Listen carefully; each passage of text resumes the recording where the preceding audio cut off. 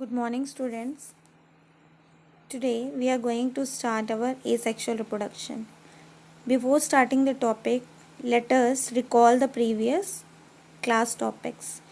As you people had seen, in first I had gave the introduction about the reproduction. There I had told the definition of reproduction, then types of reproduction, asexual and sexual reproduction. Then in the second video I had explained you about the lifespan. After that, we had seen how the division of the cell is going to take place. That is, if somatic cells are there, mitosis division, and if reproductive cells are there, then meiosis cell division we had seen. Today we will continue further to our main topic, that is asexual reproduction. In this asexual reproduction, basically one single organism is involved and the process will be carried out without meiosis. That is also known as your apomixis. Winkler in the year 1908, he gave the definition of asexual reproduction and he told about the asexual reproduction. In this, what happened? What all organisms are going to reproduce, the offsprings are just the copy of their parents. Genetically, identically, by every means that organism is similar to its parents. So that single parents is capable to form a multiple number of offsprings, and that multiple number of offsprings are known as your clone. Clone is genetically as well as identical offsprings from their parents. Each member of clone is known as your ramete. Very important this word. Then, characteristics of asexual reproduction, as I told already, single parents is involved. Second one, mitosis cell division is going to carried out. That is, one cell will divide into two equal parts. No gamete formation is going to take place. No involvement of fertilization is going to take place. What all daughter cells are going to form, that will be exact copy of their parents. Multiplication is very high. Within less time duration, a large number of offspring can produce. Then we will see about the different types of asexual reproduction. The first one we will learn about the binary fission. Second one, multiple fission. Third one, budding. Fourth one, spore formation. Then a gamospermy, and at last we will see in another video about the vegetative propagation. Let's start the first one. In your junior classes also you had studied about the binary fission. Bi means two. Definitely the fission means the nucleus is going to divide into two, and definitely that particular organism is going to divide into two equal parts. As you can see in the figure, see, this is a bacterial cell. In that bacterial cells, nuclear material is clearly visible, and the fluid which is present within the bacterial cell is known as your cytoplasm, which is going to cover with one membrane known as your cytoplasmic membrane. Point number B, first the nucleus is going to divide into two, then after that slowly the cytoplasm will divide, and at last at the end, that is in the point number E, you will find that there is a division of that particular cells.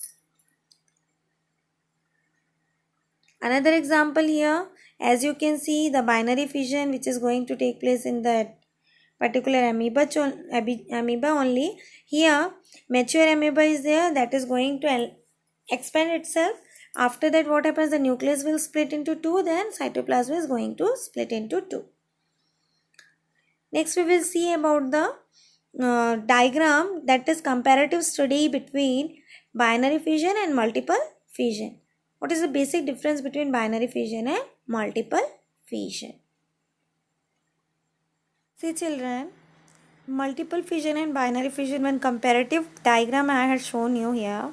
As you can see, in multiple fission, one particular cell is there and that had been split into various numbers.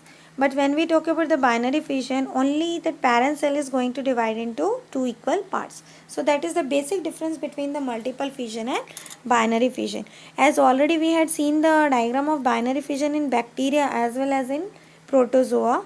So let us see the diagram for the multiple fission in Plasmodium.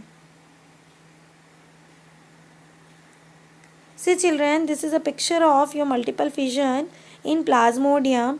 As you are knowing that Plasmodium is a protozoa. So here, as you can see, one figure is there that had been split into multiple numbers, and just like how we had learned about the cyst, that is unfavorable condition is there, and during that unfavorable condition it will be present within the body only, and later when they will get the favorable condition they will burst and they will produce in a large number.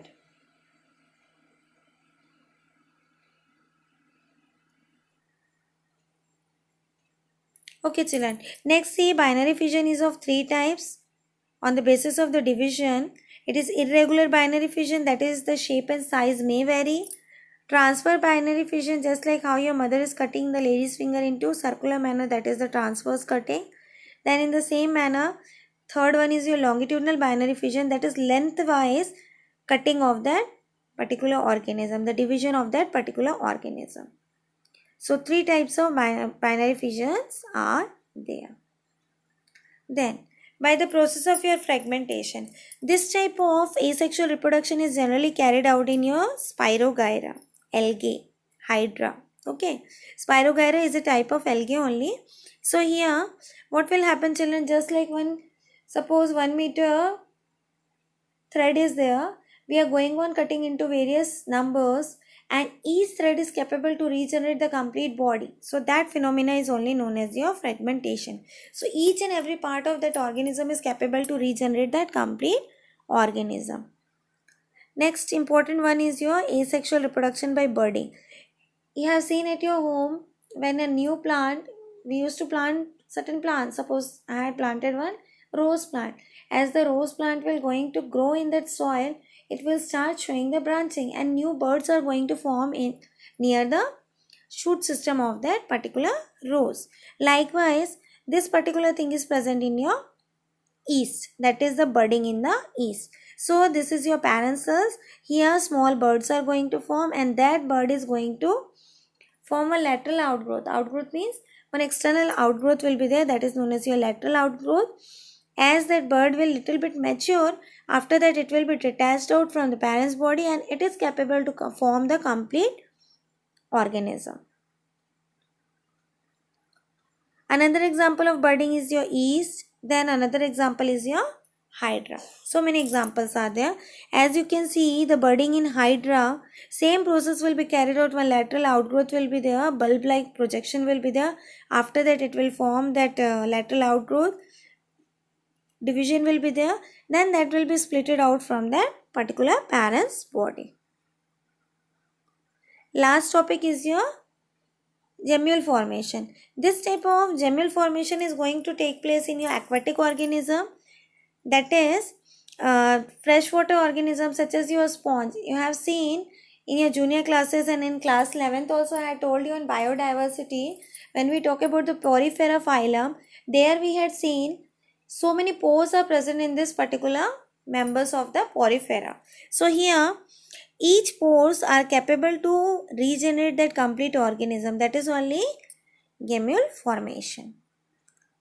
Now children, for the asexual reproduction in spores, that is when we talk about the fungus, as you people are knowing that as the climate had been changed, suppose rainy season came now, so what happened, as rainy season came, the environment bursting process will be carried out, and as the bursting process will be carried out, what happens, spores will be burst here and there, and that will spread. So that is also various types, Conidia, zoospore, aplanospore. So on the basis of their shape, or the basis of different fungus, their name had been given. Oidia, ascospore, basidospore, and so on. Okay children, next class we will continue by the vegetative reproduction. Okay, as already in the introduction part I had gave you the definition of vegetative reproduction, but next class we will learn in detail.